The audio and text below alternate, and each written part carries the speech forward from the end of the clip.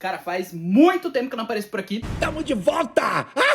Hoje eu queria falar rapidamente aqui com vocês sobre o novo Todo Mundo em Pânico, que, cara, pra mim foi uma grata surpresa, e eu não tava com muita expectativa não, até porque essa franquia, no geral, eu acho que ela vive de altos e baixos, acho que ela vive muito de momentos, principalmente. Eu gosto muito do primeiro filme, eu tenho uma relação muito boa com ele, porque eu acho que ele é o meu tipo de humor, aquele humor adolescente, aquele humor completamente idiota e nonsense, só que eu acho que as continuações, o segundo filme até vai um pouco, o terceiro, o quarto e o quinto principalmente, pra mim, eu acho que ele é um filme tão sem sal. Esse é o clássico filme pra mim que ele perde a essência do original. Esse sexto filme ele ignora completamente do terceiro ao quinto, basicamente. E eu acho que esse sexto filme ele brilha justamente por ele ser o puro cerne do primeiro. Ele é basicamente uma continuação, eu não falo direta, mas eles mencionam muito o primeiro filme. Uma cópia do Quinto Pânico, do quinto e do sexto, pra ser bem sincero também. Ele vai pegando pequenos elementos, um pouquinho da abertura do Pânico 6 e ele pega basicamente a essência e o cerne do Quinto Pânico, e eu acho que nesse ponto ele funciona muito bem.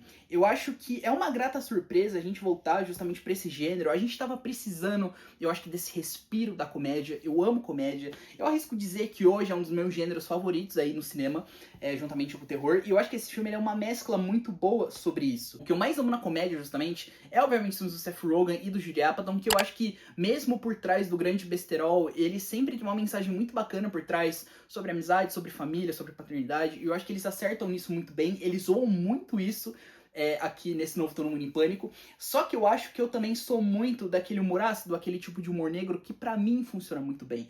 E eu acho que quando esse Todo Mundo em Pânico, os Wayans finalmente entende que em pleno 2026 a gente precisa abraçar um pouco isso, o quão caótico tá o nosso mundo, e a gente colocar uma fibra de deboche aí, eu acho que é onde esse filme ele brilha completamente. É um filme absurdamente atual nas piadas dele, e eu fico até assustado de ver o quão atual ele é. Exemplo, piada com M, piada com o Oscar desse ano, com o Globo de Ouro. A abertura desse filme eu fiquei chocado de ver. E assim, na real, é muito atual, muito, muito atual. E pra mim, de duas uma, ou eles filmaram isso mês passado, ou o roteiro é tão afiado, que eu já tenho minhas dúvidas aí também, ou o roteiro ele é tão afiado que ele, de fato, conseguiu fazer 1 milhão de alternativas pra realmente conseguir se encaixar na realidade. Mas o meu ponto é, funciona e funciona muito bem. Eu acho que quando o filme ele tenta ser esse deboche de 1 milhão de filmes de terror, colocando aí, sei lá, a Premonição, a Substância, o Long Legs, Pecadores, Weapons, aí a Hora do Mal. Tem uma piada com o D.T. Hyfer que eu rachei o bico. A grande maioria das piadas, elas geralmente, elas estão no trailer, tá? Eu acho que esse é um ponto negativo, eu acho que o trailer devia ter enxugado um pouquinho mais,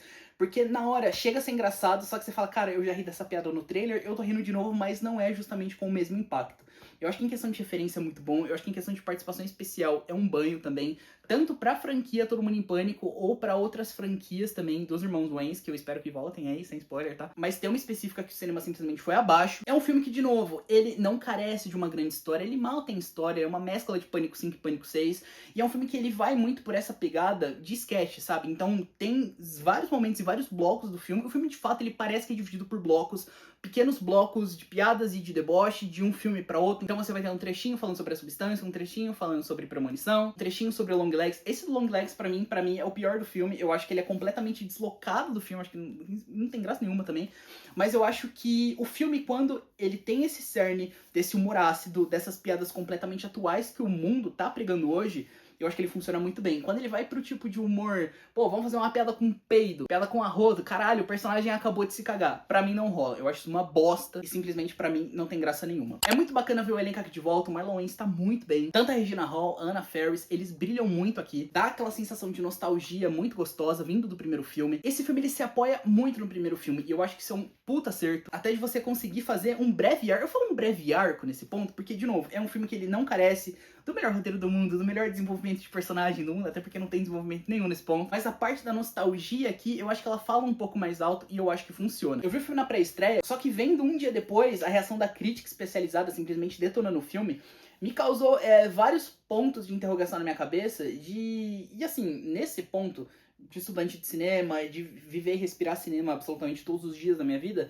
é uma coisa que eu sempre fazia muito. Você querer avaliar o filme e o projeto do ponto mais analítico possível, sendo que nem sempre você precisa fazer isso. Sempre que esse Todo Mundo em Pânico, dentro da galhofa, dentro da proposta de ser uma coisa completamente escrachada, de ser uma coisa, esse respiro pro cinema da comédia, da gente colocar aqui em pauta coisas atuais e tentar debochar o máximo possível disso, você não precisa de uma história completamente coerente, você simplesmente precisa fazer o público rir.